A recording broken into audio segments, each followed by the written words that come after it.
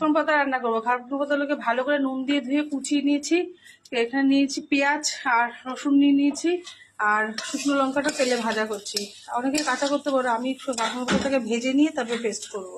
ভাজা হয়ে গেছে, এবার রসুন আর কাঁচা লঙ্কা ভাজা ভাজা হয়ে গেছে। এর মধ্যে আমি দিয়ে দেবো পাতাগুলো।